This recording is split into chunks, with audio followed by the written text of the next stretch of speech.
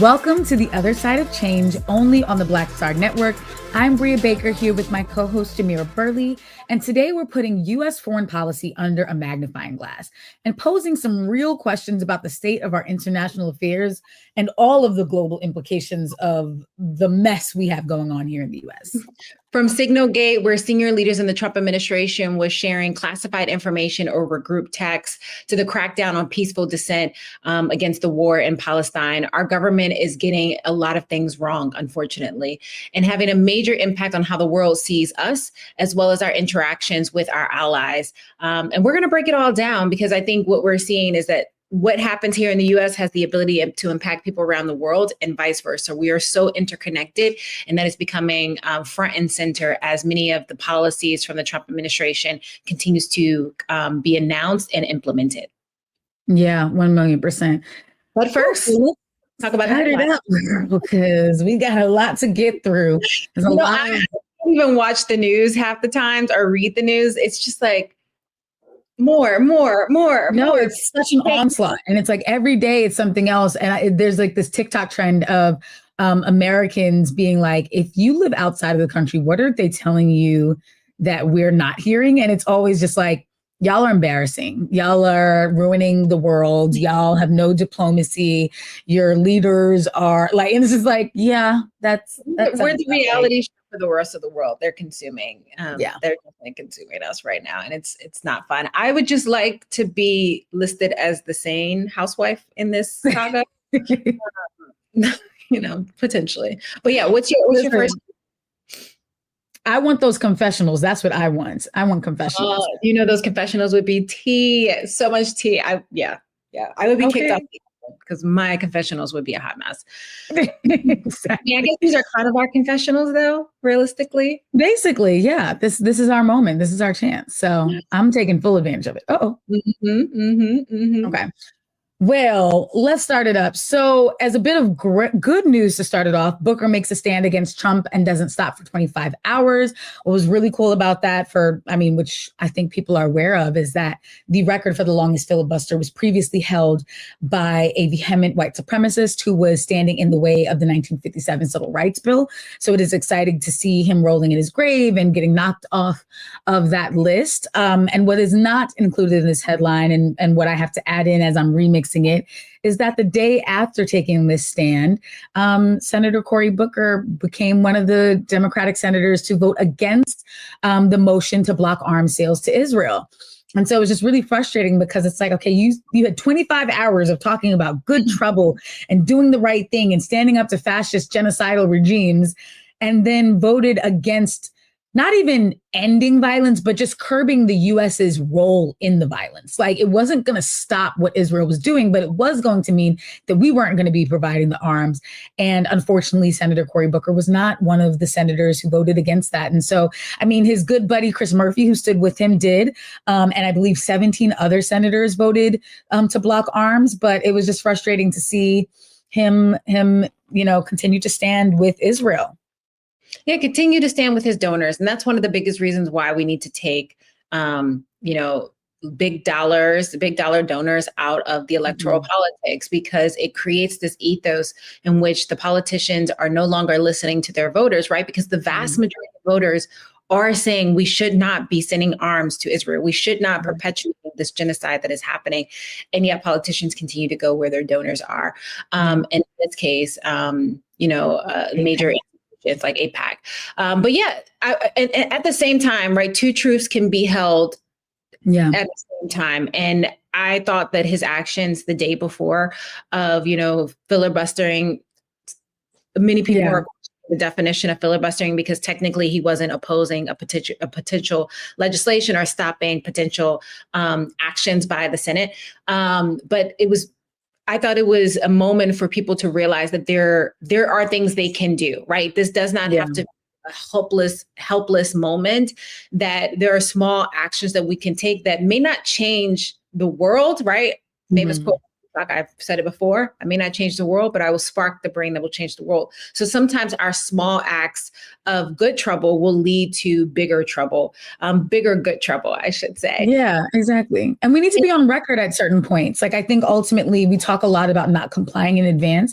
And I do think it's important to put on the record that people are upset, frustrated, not in alignment with what is happening.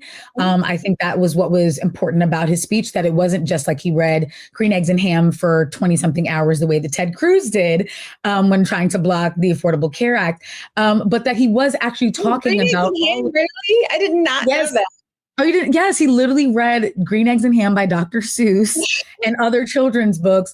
And so it's like, okay, that's an easier way to get through it. But what I did appreciate about Senator Booker was that he used the full 25 hours to discuss and talk about the impact of Trump administration decisions, and to put on record what that will do so that it can never be said that everyone just laid down and went with it. And I think so that was the good part. And yeah, I think the other part is making sure that we are consistent in this, that if we can critique what Trump is doing here, we know what it looks like then. We know what fascism looks like. We know what dictatorships look like.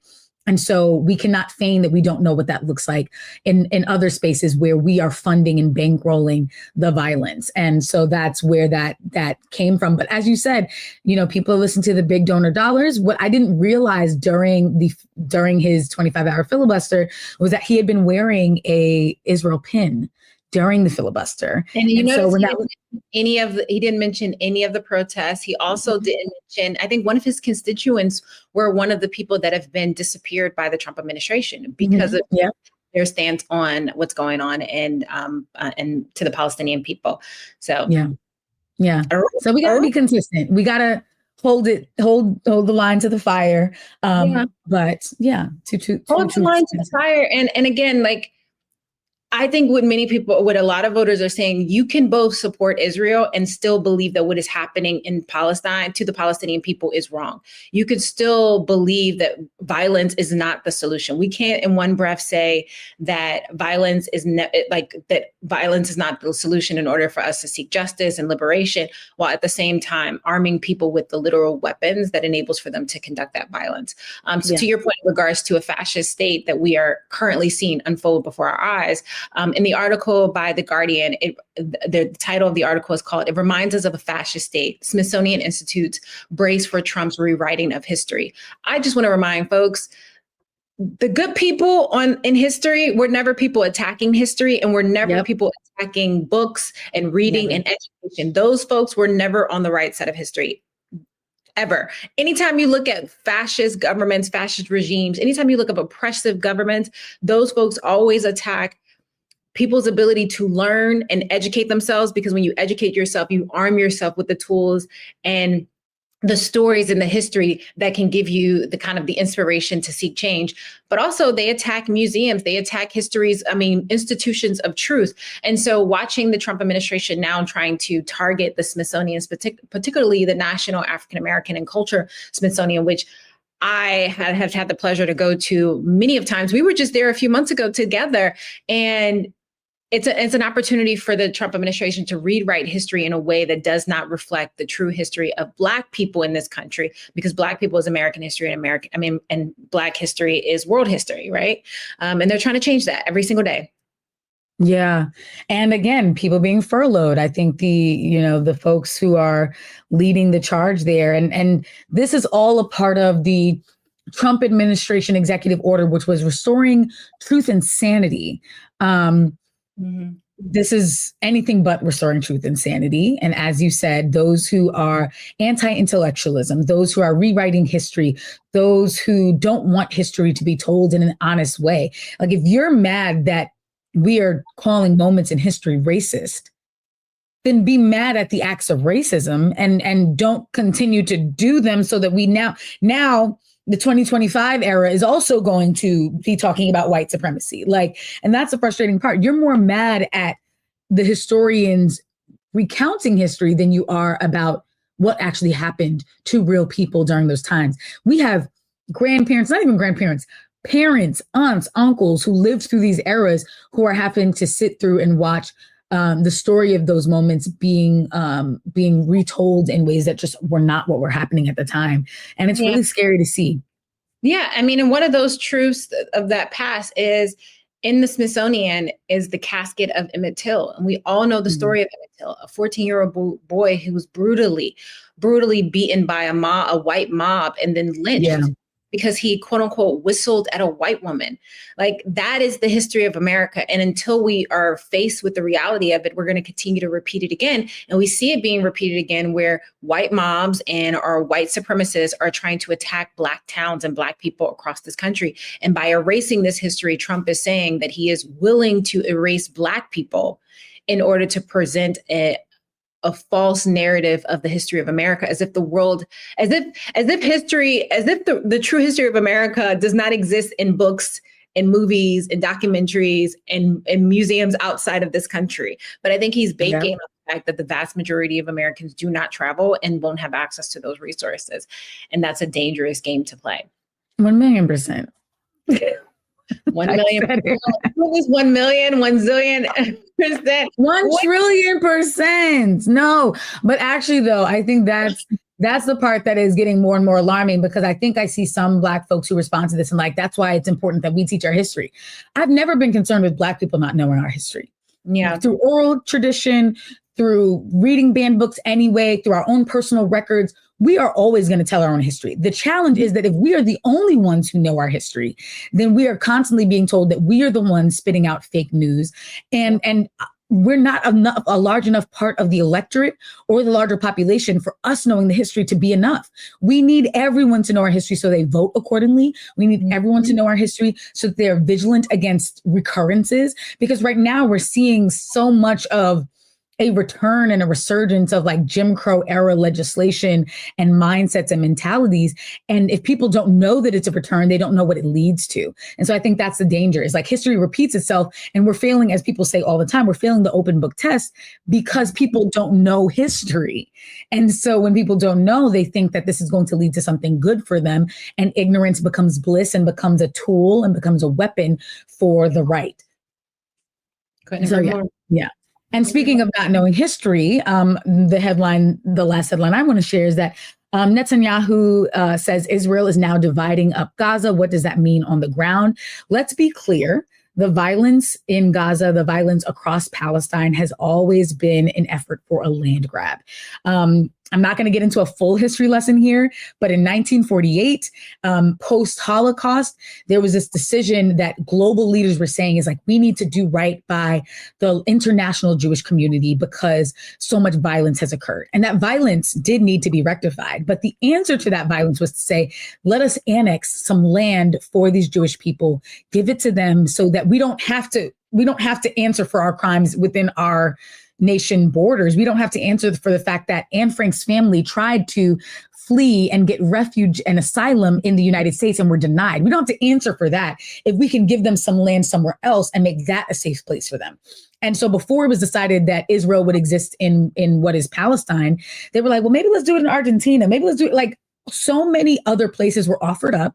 They decided it would be Palestine. Offered up by people who did not own it. Let's be offered up by people who did not own it, by populations who did not commit the violence. Like, they didn't say, let's give and annex away parts of Germany, parts of Poland, no, let's offer up places in the global South to be the justice and the restitution, the reparations for the Holocaust. And so what happened is that places that were inhabited by people, by Christians and Muslims and Jewish people of Palestinian nationality were annexed away to this new population of Israelis. And so even like Netanyahu, I'm pretty sure was born in the United States, but is now the prime minister, right? I'm not going to tell you where he's from. He's from Philly. Uh-oh. I was saying, dang, that means it's Billy. But you have people who are not born in this region who are claiming that they are indigenous to the region, that they have more rights than the Palestinian people who've been living there for generations and generations. And it's all been a land grab. And so now we're seeing the silent part being said out loud, that after more than a year of 50,000 Palestinian civilians being killed, after decades of violence, you're seeing that the land is in fact being grabbed, as it has been since the 1940s, 50s, and 60s. And it's just not right. It's just not right. And we've seen this play out in other places when European nations decided they were going to divide up the African continent and say, you get this part, you get this part, France, I'll take this part down here, Portugal, y'all take that part over there, UK. And they're doing the same thing to Palestine in the name of fighting anti-Semitism. And anti-Semitism is real. I'm never going to deny that. Anti-Semitism is real. It's vile. It's disgusting. The people in power right now are not fighting anti-Semitism. They are unleashing a war and unleashing a genocide in the name of taking land and using anti-Semitism as a scapegoat.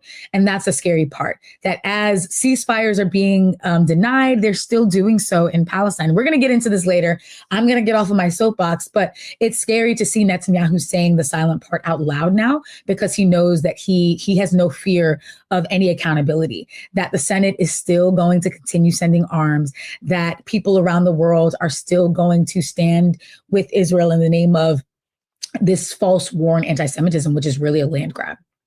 Yeah, and I just want to remind folks, like, if you truly believe that genocide is wrong, if you truly believe that stripping people of their land, their culture, if you believe in, genocide, if you believe in violence being not the solution, regardless of who's doing it, you should believe that this is wrong, right? Like, you should be questioning why we're allowing this to happen in broad daylight on national television, world television, right? In front of our eyes, where babies are, like, the vast majority. I don't think people realize that more than 70% of the victims over the last year and a half have been women and children.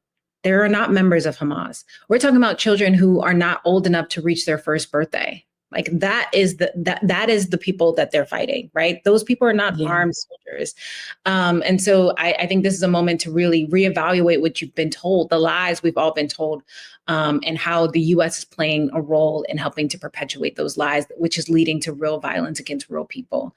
In my next article, or my next headline, we probably all woke up today and realized that our 401ks and that our stock portfolios, if you have it, because 60% of Americans don't participate in the stock market, or that your job may be impacted due to the recent tariffs that the Trump administration has announced across a number of countries, I think more than a dozen countries. And as a response, we're seeing 3 countries that normally do not collaborate with each other, China, Japan, South Korea, have jointly responded to the U.S. tariffs on Chinese state media. This is unprecedented. They have not jointly had a conversation in the last 5 years about economic prosperity until recently, and now they're presenting joint statements. And I just want to remind folks, look at the tag on your shirt, look at the tag on your jeans, the hood of your car. Look at where your devices are made, right? All of these things oftentimes come from outside of the US. And that is going to make these devices, these materials, more expensive for you as the consumer. But also, what does this say when we're creating such a hostile environment with some of our closest allies and our closest adversaries, right? At a time where there's already financial constraints. And now we're almost empowering collaboration across people who we normally collaborate with, but also our adversaries, to work jointly together against us. And that's not a reality that we continue to face. I mean, that's to say the least. Do you know how bad you got to be to get China, Japan, and South Korea on one accord? Again, I know not everybody is a student of history or knows what's happening beyond their own borders, because our government does not want that to happen. But if you just look at the history of the 20th century, just World War II, like Japan, South Korea, China, they are not typically on the same side of anything. Okay, there's so much animosity and held up hostility and grievances and grudges. And they said, forget all of that. We got bigger fish to fry. Mm-hmm. It's the United States that we got beef with, for real, for real. Let's come together. Let's unite. I mean, I think everyone around the world is like, is this an April Fool's joke? Like, China, Japan, and South Korea? What? we are creating Voltrons in other parts of the country, of other parts of the globe, where people are coming together like Transformers against us. And we have no one to blame but the Trump administration senior officials. And I mean, this is scary times, y'all, especially because, as you said, we are so dependent on a lot of these nations for the products that we get. And that's partly our own doing as well. Like, there's not been enough incentivization for local products being made well and with care and all of that in America. And so we are so dependent. And so the way to curb dependency is not to put these insane tariffs that are going to only affect American consumers who are not able to get the things that they need, and then force people to become adversaries of us. I mean, it only hurts us. Yeah, we're isolating ourselves from the rest of the world, and it feels very incel-like, very on a national stage. But we're going to take a quick break. When we come back, we'll dive a little bit deeper into these topics. For those who are just tuning in, I just want to remind you, you're watching On the Other Side of Change, only on the Black Star Network, and we'll be right back.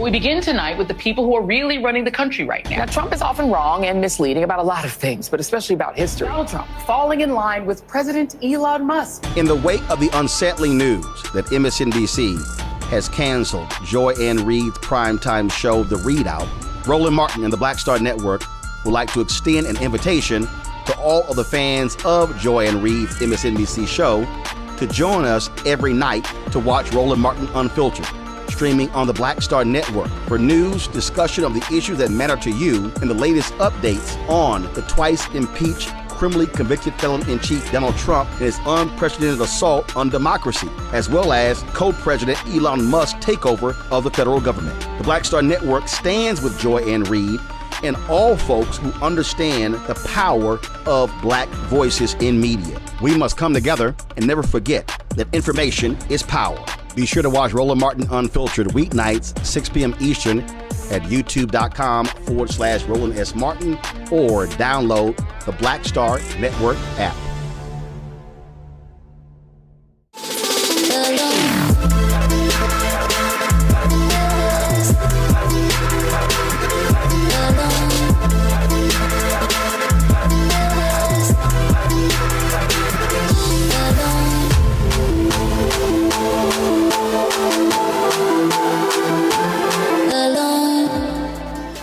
Welcome back to The Other Side of Change, only on the Black Star Network. Before the break, we talked about the latest headlines, and now we're going to dig into the latest news regarding the U.S. military and the ways the senior Trump leaders are spreading this callousness around the world.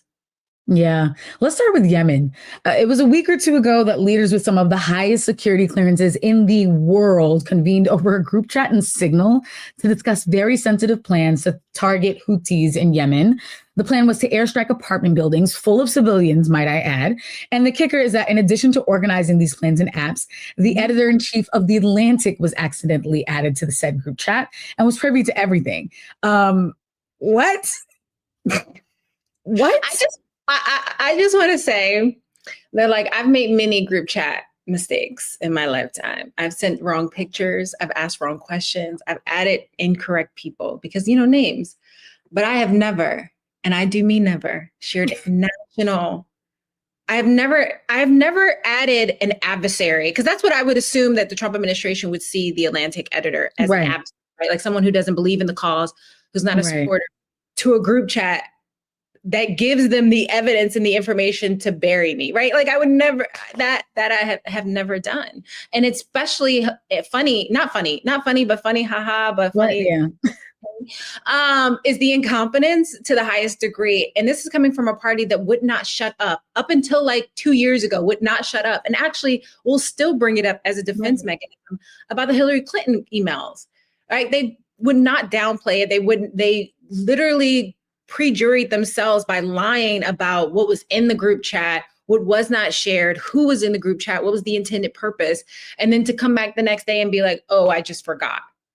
Yeah. And then it's like, okay, you forgot. Well, we have screenshots. And then that was the best part. The best part was that initially, when they first got exposed, the editor-in-chief of The Atlantic was like redacting things to say, I actually don't want to expose them so much because it could threaten, real people who are working in national security, right? And they're like, nothing in there was classified. Nothing in there was classified. Okay, bet. If you say nothing was classified, then let's drop everything. Oh, so now you're perjuring yourself again. And you forgot, but we're supposed to trust you with all of this heavy duty information and blah, blah, blah, blah.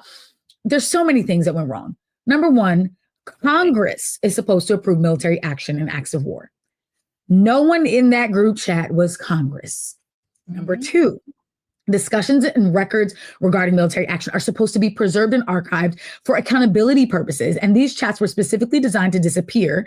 And as someone who has also used Signal, you use Signal when you don't want your information to be recorded and preserved and found by someone else later. As a civilian, that is your absolute right to be able to do. People use Signal to buy weed, people use Signal to organize protests, whatever. That's your right as a civilian. But y'all are government officials. So what are y'all discussing in these chats? And what are we being blocked from accessing? Because it's not just that they were using Signal, because this obviously launched a whole investigation. And it was later found out that senior Trump officials are also using personal Gmail accounts to discuss this sensitive information. So yeah, I don't even like Hillary Clinton personally, but I never want to hear about her emails ever again. Y'all are using Signal and Gmail. What's next? Y'all are Instagram DMing. I mean, I went past them, and it's so funny. Apple Pays. Girl, yeah, actually, that was a thing. Their Venmos were public. Like, you could see the transactions on their Venmo. Like, the level of incompetence cannot be overlooked because, I mean, I'll be honest. Like, many of you probably know I worked on Hillary's 2016 campaign as the Deputy National Millennial Vote Director. And I remember that just not being such a sticking point for people, being like, oh my God, this is national. Like, this is about national security interests, the lack of carelessness, the incompetence. But like, say what you want about Hillary. She's one of the most educated, most educated people that have ever ran for president, right? Like, across the board. She's not only educated, she's extremely smart, even if you don't agree with her perspective. That being said, the idea that these are the same folks pushing for the elimination of DEI only to make way for white incompetence is absolutely hilarious, because there was not a person of color on these chats. And it just goes to show you that white mediocrity reigns supreme, right? Like, and you guys Tulsi, but nobody claim her. Nobody, like, I didn't even remember. That's how much I don't claim her. Like, no one claims her. No one remembers her. But you're right. I'm surprised they didn't try to throw her ass under the bus in many ways. But yeah, like, this is just, I was flabbergasted when I first heard about it, and the more details that come out, I am additionally flabbergasted. I also think one thing that many people are not talking enough about is the fact that we are talking about individual. It was both the carelessness of the actions, but also the callousness of how they talked about the actions. Yeah. And the action being bombing one of the poorest countries in the world by one of the richest countries in the world, right? And they were sending fist bumps and American flags, and just the callousness. 50 civilians who were minding their business, just existing, lost their lives as a result. So many people were injured. Children were injured, and people were in a group chat are cheering them on, and at the same time, just thinking this is the appropriate way to talk about the loss of life. Yeah, that's definitely one of the most alarming things. I mean, like, children were killed. Civilian infrastructure has been affected in a country that cannot afford to have civilian infrastructure being lost. And it's that same callousness that is used to keep the American working class poor and exploited. It's that same callousness that doesn't value life anywhere in the globe unless it is in service. Because, I mean, yeah, they're talking in the chat like, should we bomb them? But I hate to give Europe any like. Wait, we're talking about ending people's lives, and you're deciding whether you want to do it based on who you like, who you don't like, like, pretending the material in the chat wasn't sensitive was one thing, or that the chat simply didn't exist until more receipts were dropped is another thing. But the actual, like, even if it was done in an official and buttoned up capacity, the fact that the people in charge of and who have the power to greenlight these sorts of offenses and airstrikes are so callous, are so cavalier, is the thing that is the most concerning, because ultimately there was no conversation really about collateral damage, about how to make sure, like, is this the least destructive way to go about this? It was just very much like, I mean, if we're gonna do it, we're gonna do it, and can y'all do it before this time, because I got this. And yeah, fist bump, American flag emoji. Yes, I'm praying for our victory. Like, it was just insane. Everyone should be impeached, removed from their offices. And it's more and more why I want more women in these positions. I mean, though Tulsi Gabbard didn't do much there, but I just think that the way that these white men were approaching this was with such disregard for human life. And I think that's the part that is the most scary, is like, y'all are doing this like it's a video game, like this is Call of Duty or something. I mean, and that's the one I was having a conversation with someone about that, like the evolution of warfare. And again, we're not at war.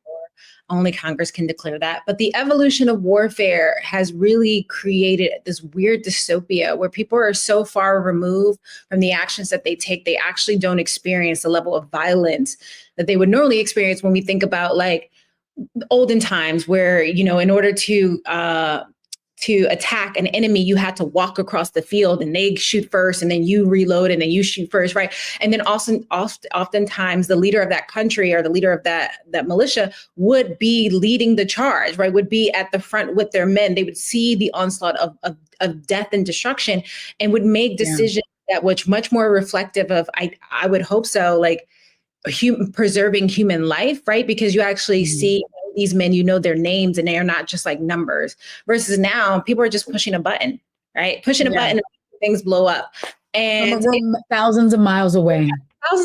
Where they are not directly impacted. And it's really disturbing and disgusting, especially because we are seeing how students and professors and activists are being attacked all across this country. Some are being picked up on the side of the road as they're waiting for a bus. Some are being taken out of their homes and disappeared. Some are being put in jails in El Salvador for having to just be existing, and maybe the person in El Salvador wasn't an activist, but like the idea that people are going missing for less things than what this administration has and is planning to do, and is when been projected in this group chat that was just like, come on, like, are you dumb? Like, not only are y'all creating enemies around the world with our allies and adversaries, you're now talking about very sensitive information on a chat that could be infiltrated by those same entities. Right. Like, like, it's so easily hackable. So, I mean, clearly you don't even need to hack in. They might just add you on accident and then you'll have access to everything. One of the individuals on the chat was in Russia at the time. All you would have to do, like, the messages are encrypted so no one can see it. Like, no one can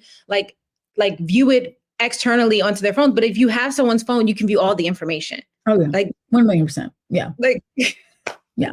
And I think to your point about the activists and professors and students who are being targeted as well, I think that's another element that is really scary, because on the one hand, the administration is continuing to do more and more dangerous things that require critique and rigorous critique at that. But then on the other end, they are firing, abducting, and detaining anyone who is critiquing this administration. You had a PhD student at Tufts, a Fulbright scholar, who was abducted in the middle of the night, or not in the middle of the night, like as she's going home after fasting all day. And the crime that she was accused of was writing an op-ed against the genocide in Palestine.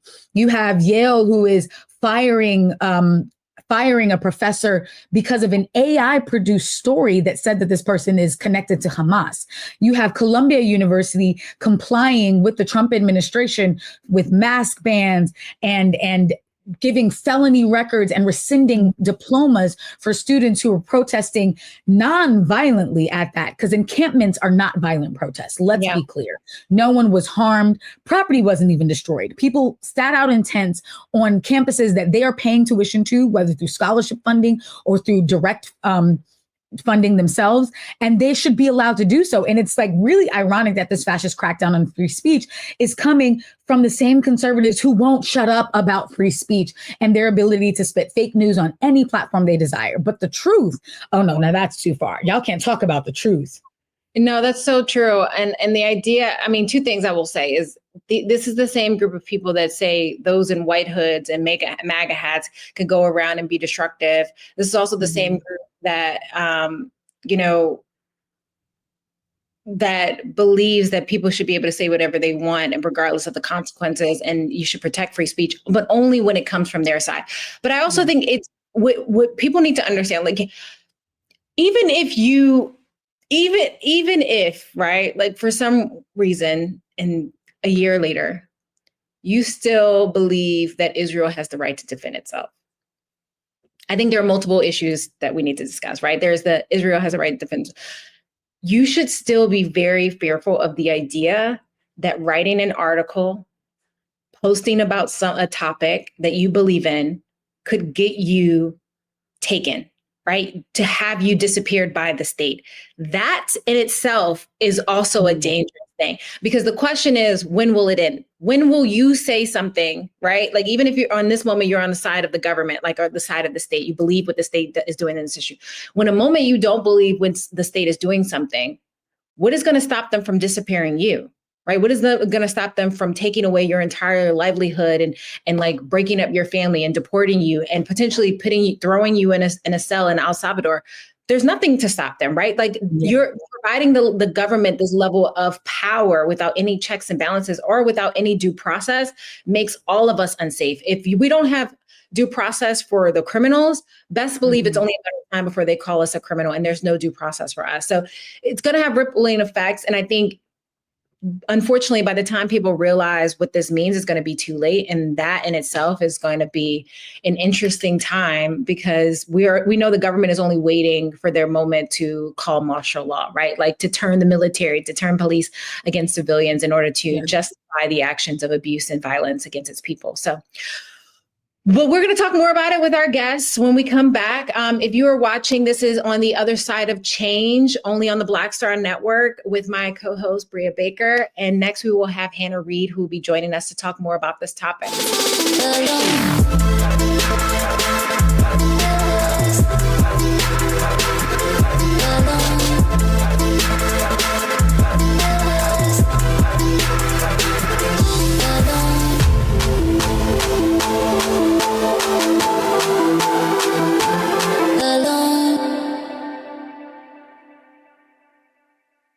Hello, I'm Isaac Hayes III, founder and CEO of Fanbase. Listen to what I'm about to tell you.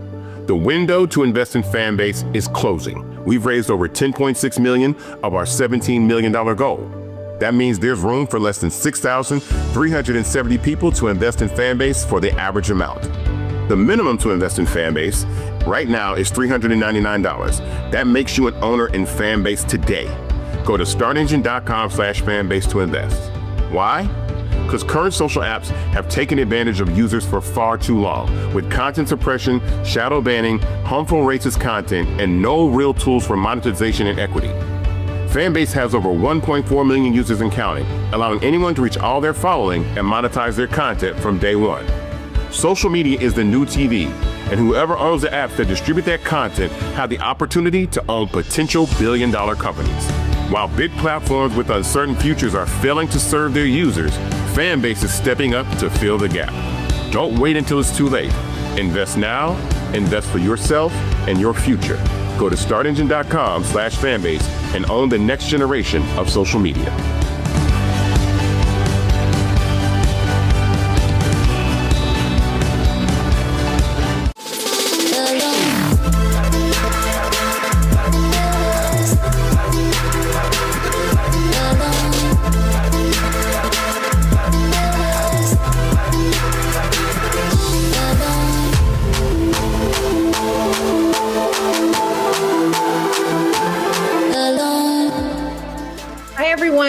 are back on the other side of change, only on the Black Star Network. Before the break, Brea and I talked briefly about what is the state of affairs, both domestically and internationally, and how those two worlds are colliding together. And now we're going to bring up one of the people that I've admired online, who has had really great takes and insight and analysis on a lot of topics that have intersected with some of the things we've talked about today and in previous episodes. So we have Hannah Reid, who is a brilliant digital organizer and content creator, to help us unpack this moment with care and nuance. So thank you, Hannah, for joining us on the other side of change. Oh, thank you so much for having me. It was such a flattering introduction. I feel like I've learned so much from you as well. And it's so funny because I feel like professionally we're in like similar spaces. But I know, and we have not met. It's officially weird. I'm sure if we sat down and like really dug through it, we'd find that we have like all of these mutual connections, because I feel like the political world, especially like the Black political world, is very small. But yeah, no, I'm excited to chat with y'all. Well, thank you. Yes, no, we're so excited to have you here, and I'm so excited to learn from you. I just feel like there's so much to discuss. I don't even know where to begin, but I just feel like the American news and media systems often underreport the true nature and impact of U.S. foreign policy. So there are a lot of people in our country who are moving through their days just completely oblivious to the fact that we are dropping bombs and unleashing so much violence on other parts of the world. So what are you seeing right now, whether it's regards to Yemen, Palestine, tariffs, anything internationally that you feel like should be raising alarms for Americans of conscience, and maybe there's just not enough discussion about? Yeah, I mean, there's so many levels to it. American success, American dominance comes at the expense of the global South. And I think you can see that from like the economic standpoint, like the way we exploit Africa, particularly the DRC and Congo, for their minerals and things like that, so that we can have iPhones and electric vehicles and all of these things, which I think is something that people just don't know about, people don't think about. Like all of us, you know, we go and we buy our phone and we move on with our life, and we don't think about everything that went into getting that. And then from like another lens of it is, you know, like imperialism and like military dominance, the way that like Israel essentially functions as a settler colony for not just the United States, but for like the Western world, the way that the United States has like active colonies, basically, when you think about Puerto Rico or Guam or the Mariana Islands, and how we're seeking to expand that even further with the way that Trump talks about like Greenland and the Panama Canal. And yeah, and then you have our like overt military action in Yemen, which, as much as we say it's to fight terrorism and like defend us, it's to defend the economy, it's to defend capital. The Houthis have been able to enforce a blockade in the Red Sea that, like, when you really think about global politics, they have the right to do. That is their territory.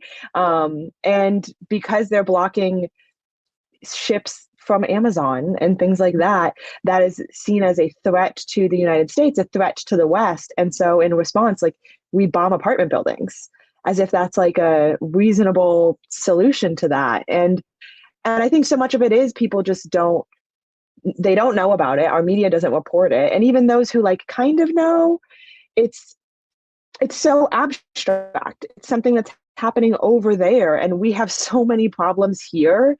Of course, the stuff that happens over there is going to like get pushed to the side, especially when you don't realize that it's all kind of connected.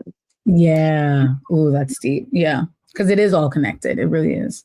Yeah, and to the like so interconnected that people don't realize that the reason why we don't have funds to do the things that we want to do to make American lives better is because we're spending it on things like that, right? It's so interesting watching Elon Musk and Doge idea that they want to get rid of fraud and abuse, but they didn't do that at the Department of Defense, right? At a Black budget that has the vast majority of American dollars that the most of us don't even know where those dollars go. And they haven't passed an audit in years, right? And so I'm always trying to help people understand that these things are so interconnected that we can't ask for better healthcare here, better education here, better streets and roads, better jobs here, if we are allowing our tax dollars to be used as wages of war elsewhere. So, for you, Hannah, as someone who is deeply enshrined in like digital spaces where a lot of young people are discussing these topics in very nuanced ways, how is social media being used both as a tool and a weapon, particularly in regards to the whims and priorities of people who are trying to understand these issues in the spaces and places that they are? Yeah, well, first, I actually want to go back to something that you just said about Doge and the Department of Defense and how, our money is going towards bombs and not going towards hospitals, not going towards schools. And a big part of that is because the people who are making these decisions, Elon Musk, a lot of Trump's cabinet, they are profiting from DoD contracts.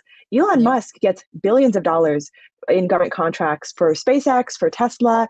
A lot of it is through the DoD, so we actually don't fully know how much of that money is because some of it is confidential and things like that. So when you think about why is it that Doge, they're cutting USAID, which I have my own issues with, but that is such a small part of the budget. And then they're going to continue to give the people within the cabinet billions of dollars. That's what that is. And then when you talk about, to answer your question, how can we discuss this online and what is the use of the online space in these fights? It's a big part of it is just letting people know that, letting people, helping people to connect these dots of yes, this thing they're saying, even I know people don't want to believe that Trump supporters can be changed. And most of them cannot, but a lot of them, they're just really ignorant. They don't know. They haven't had anyone connect the dots for them. But if you can say, hey, I agree with you that government spending is kind of whack and that we send money to places that don't actually help our communities, and then put the dots together and the reason that is because the people deciding where the money goes are sending it to themselves rather than to communities. I think you can start getting communities to understand the ways that the government is not serving them so that they can just start thinking about how do we make the government serve us. And that can look a lot of different ways. I think in this moment in particular, you have people who feel like we have to get to 2026. We just have to get some checks and balances back in our government. Or we have to invest local. And I know that's something I've been doing on my channel a lot, is talking about how your local governments can protect you and how you can push your local governments to protect you better. And then, there's the third category of people who are look, this system is clearly screwing us all over. It might just need to go. And I do hope that people start thinking about, okay, so how would that happen? And what would that look like?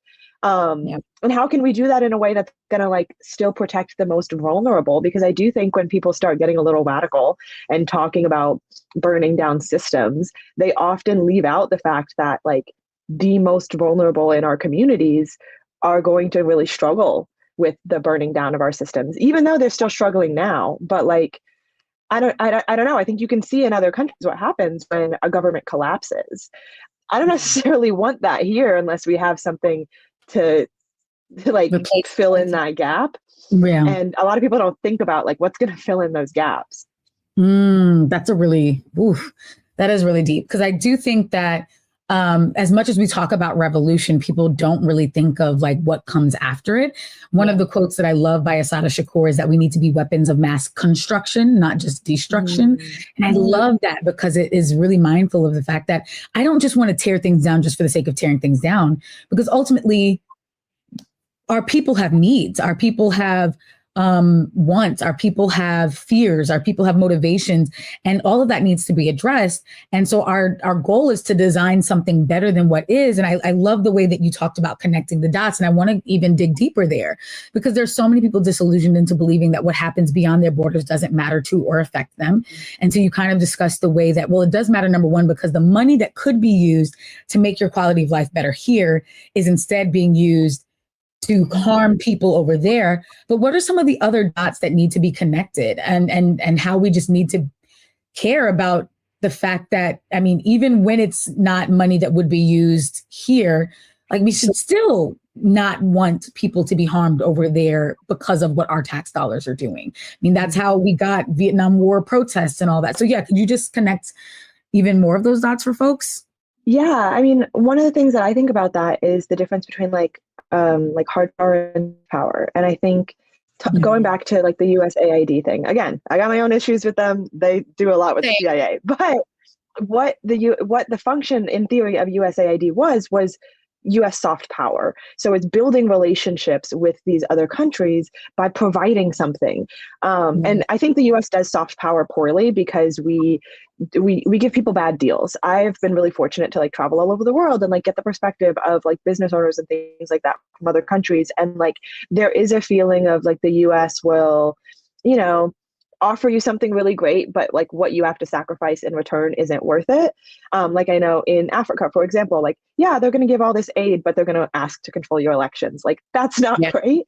And so, but the function of that again is the relationships. So if we remember back like a year ago, Osama bin Laden's like letter to America was going around, and people like all these young people were like, oh, he's kind of cooking. And it's like, okay, well, let's wait a second. But I think the part that like I do hope people connected with that is like what he was saying about the United States was valid. And like the reason that he felt that way and the reason that we had terrorists like him is because of the United States' own actions. So even from like a soft power, hard power perspective, if we go out with soft power and we try to influence people to like us, to treat us well, that is, and that's a reasonable strategy.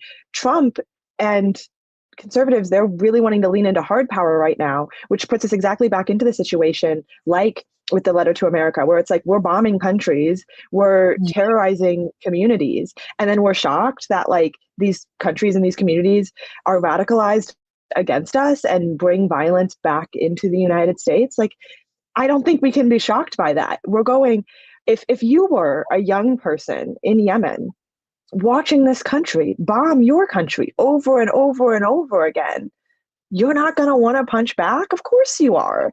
So yeah, from even just a self-preservation perspective, we should not want our country to be the big bad wolf of the globe, because that puts us in a really vulnerable position safety-wise as well. And that's not even getting into like how much potential collaboration we're losing and how much opportunity we're losing to like just bond with people throughout the world, like cultural exchange and everything. But like we're literally putting ourselves at risk because we are the aggressors of the world.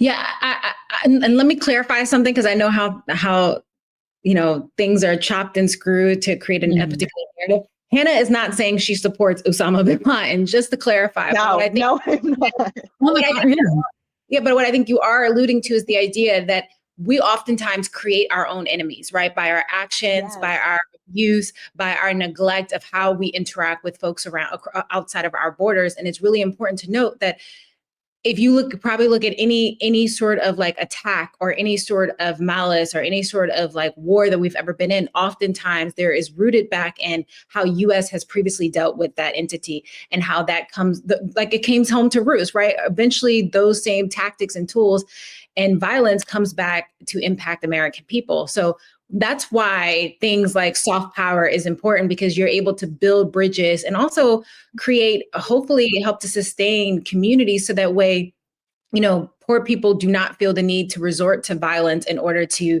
get the resources and tools that they need in order to be successful, regardless of where they are in the world.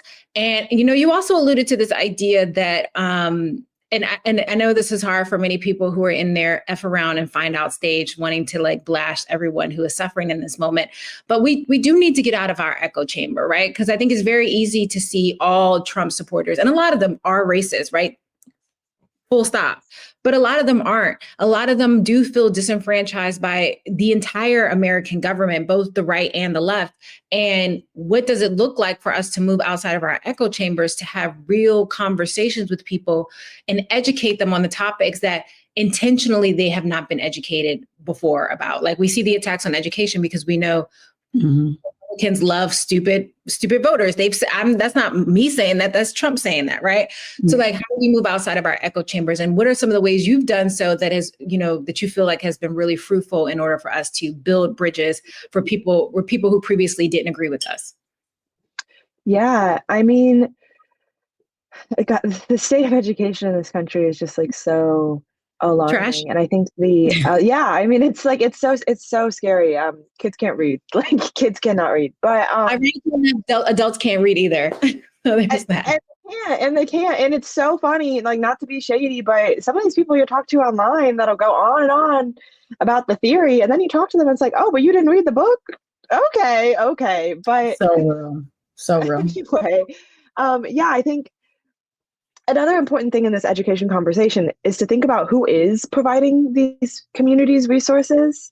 And I think about this from the global perspective as well, because I was fortunate enough to do a justice tour in Appalachia a few months ago. And one of the things I learned was that the fossil fuel companies that are poisoning these communities, they're also paying for the school, and they're paying for the hospital, and they're paying for the park, and they're paying for the church. So these people's entire communities, these people, educational resources, their health resources, everything is based around this company that is exploiting them. And so then of course, the education that they're going to get from those places, the healthcare they're going to get from those places is going to be biased in favor of this company that is exploiting them. And it's really tough to break through that. In some ways, you can only break through that if you're in that community. That was one of the other things I learned on this tour, is that there are these incredible women in Appalachia on the ground. They're getting kicked out of their churches. Their communities their communities hate them because they're speaking out against this like aggressive propaganda from these fossil fuel companies. And so I think when you think about how do we meet people where they're at, how do we find common ground with people who don't agree with us, we also have to think about who are we to do that? For me, I can only speak to people in my community that I have a relationship with and really get through to them. I can't just go find some random Trump supporter on the street and be like, listen to me because I know better. What's my relationship with this person? Why would they be incentivized to listen to me? And I think the hard part of that is that means you do have to have really difficult conversations with people in your life. You do have to talk to your neighbor who has the Trump flag up and be like, hey, how you feeling about those tariffs? You do have to have that conversation with your great aunt that watches Fox News and OAN and know that she's going to say some crazy shit and she's going to be offensive and it's going to be a difficult conversation. But if you don't, who will? Mm-hmm. And I think within that too, because I've spoken about this online before and people have been like, well, I'm this marginalization and I shouldn't have to do that. You're right. I don't think that this should fall on the most marginalized in our community. But I do think that some of us are not that. So some of us do need to step up. For me, I think about how can I use my privilege, how can I use my positions of power to do some of that work so it doesn't end up falling on the most marginalized. And it's uncomfortable. And you're not going to get through to 9 out of 10 people, but that one person you do get through is really, really valuable because frankly, and this is something that people, especially in the online left, don't want to hear, if we had the numbers to get out of the situation that we're in right now, we would be out of it. We don't have the numbers. So we do have to find some sort of common ground. And that means that we also might have to compromise on a few things. And that's tough to think through, what are you willing to compromise? What are you not? And it's what are you willing to compromise? I think that's another issue that people get into is well, these people, they should, this is more important. So they should be willing to compromise this. Who are we to say what other people should be willing to compromise? Yeah. We can only speak to what we're willing to compromise and then try to get other people to there with you. But yeah, I think people do need to start having some difficult conversations. And as much as I'm against the whole fuck around, find out idea, some of that is going to inherently happen. I think especially in this moment with these tariffs, people are going to be really struggling. And maybe your opportunity to connect with them is at the food bank because both of you are broke and you can't afford eggs anymore. Maybe the opportunity to connect is in line at the unemployment office. We're about to go through really, really bad times. I think people haven't really a lot of people have not fully comprehend how bad the economic position we're in is. But that can be a common ground that you have with someone. You're both broke. You're both miserable. How can you figure out how to get that together? Ooh, that is so real. And I think you're bringing up a lot of important tenets of just abolition in general, which is not throwing people away and being willing to ask, like, what are your needs that I might not be aware of? And how have you been convinced that I'm your enemy or that another marginalized group is your enemy? And how do I kind of deprogram you in that way? But it has to happen through deep conversation and relationship building. And a lot of us are just not willing to cross that. I think practicing with family is like a first point for a lot of people, but ultimately we don't want to put in that work with our neighbors and and you know, people that we don't have to, but we need to, because we are realizing we are more interdependent than we realized. So I know that things are bleak. I know things are about to get really, really hard, and they're already hard, so that's saying a lot. But what, if anything, is bringing you hope right now? What do you hope people will do that could, you know, not lead us to this place of just, you know, just personal and institutional destruction? Like, is there anything that is making you feel optimistic? Yeah, I mean, the big thing that I hold on to is my ancestors have been through worse with less. Like my ancestors were enslaved. Like I just think about the resources that I have at my disposal and like the community I have at my disposal, and I'm like, yeah, we're going through a really, really rough time, and yet, like, look at what our ancestors went through to get us here. Like, who am I to not keep fighting forward and thinking of the people ahead of me who, like, will be still going through hardship. Future generations are still going to go through hardship. We're not finding world peace in the next couple of years. But I don't know, how can I make it easier for those future generations, just like my ancestors made it easier for me? And I also think that, like, I really try to put myself in positions to see things that give me hope. Like, I do a lot of community work. Every week I go and make a meal for members of my community, and the people that I do that with, they're such beautiful people, and they're hopeful. And so just to be in that space around other people who are like, look, there's not a lot we can do, but at least we can feed someone, like, that is so nourishing for the soul, at least for me. And it's also why I talk so much about mutual aid on my page. I feel like it has, like, actually saved my life to be able to, like, get involved in communities like that. And it's made me so hopeful. And I want other people to be able to tap into that hope. And then the other thing, I've really had to, like, dig into the books. Some of them, like, fiction, some of them nonfiction. But so often I'm able to find messages of hope within there. I just finished Braiding Sweetgrass, which is about to be, like, my new Bible. It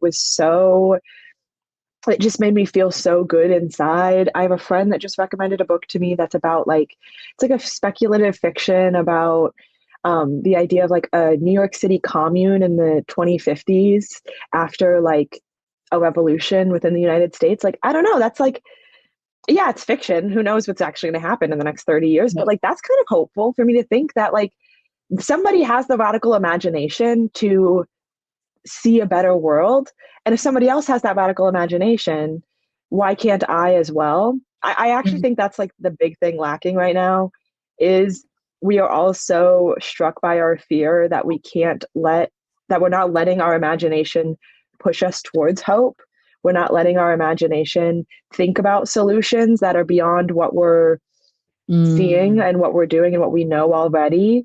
And I get it, because it's me too. I have been stunted a little bit in my imagination, but I don't know. I think that there's just so many brilliant people thinking about this that inevitably someone's going to figure it out and things are going to get better. And maybe that's naive, but I've got to believe it. Well, just be like me and be a local optimist. No, when we need it. I really do think, I mean, I think some people are falling a little bit into a politic of misery, and it's easy to fall into that because who's not miserable? Things are so bad. But, like, I don't know, I have to be glass half full. I have to have a politics of joy and love, because I feel like that's what that type of politic is what led to me. And I like myself, and I want more people like that out in the world. So I have to put that energy out too. So thank you for that so much. We're just so grateful. I mean, there's so many things you said that I'm like, I want that tattooed on my forehead. Like, like really important things, and especially that not succumbing to a politic of just like negativity and just assuming the worst. And our ancestors did more with less. We're dealing with more and had less resources. And I think that's so important to remember, that as bad as it feels, like we have so much at our disposal. So we are so grateful to you. Let the people know where they can continue to follow you and support your work. Yeah. Well, first of all, thank you so much for having me. This was just an awesome conversation. Yeah, you can follow me on Instagram at NotHannahBanana. If TikTok is still around, I will be there at Hannah is over this, with like periods in between. Otherwise, like, find me on the streets in Brooklyn. Like, come say hi, come do some work with me. I do a lot of work with We the People. If you're in New York and ever want to get involved, they do monthly meetings that people can get tapped into. There's a weekly cooking opportunity that, like I said, it just brings me so much joy. And if you're not in New York and still want to support, they have I can't think of what it's called, but there's a way to donate to support the work that they're doing in feeding their community and housing their community. And yeah, if you want to see me on the street, it's probably doing some stuff with We the People. So yes. Awesome. Yeah, everyone check out We the People. I'm a huge fan of them. They're doing amazing work, to your point. And for those who are just tuning in, you are watching On the Other Side of Change. We're going to take a quick break, but we'll be right back.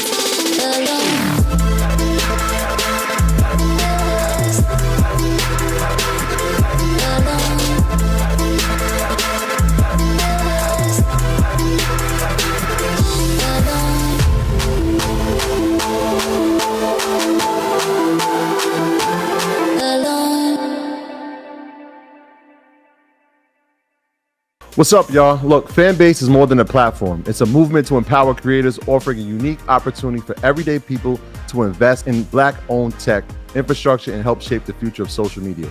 Investing in technology is essential for creating long-term wealth and influence in the digital age. The Black community must not only consume tech, we must own it. Discover how equity crowdfunding can serve as a powerful tool for funding Black businesses, allowing entrepreneurs to raise capital directly through their community through the Jobs Act.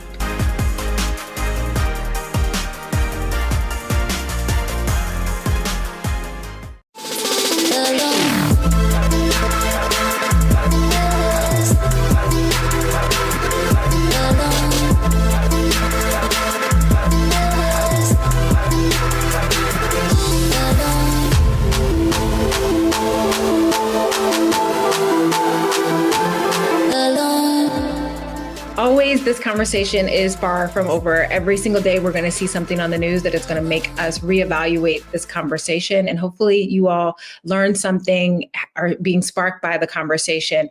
But, there's a lot at stake, and we all have a role to play. And if you want to dive deeper, we got you with recommendations. So check out the book, One Day Everyone Will Have Always Been Against This by Omar El Akkad. Another book and a memoir, They Called Me a Lioness by Ahed Tamimi. And Except for Palestine by Mark Lamont Hill and Mitchell Plitnick. You can also follow people like Linda Sarsar, on-the-ground Palestinian journalist Bisan, and groups like We the People, who comes highly recommended from both Hannah and Jamira, and are doing really, really great work. Yes. And as always, stay engaged, know your rights, organize, and hold your representatives accountable. Until next time, keep pushing for the future.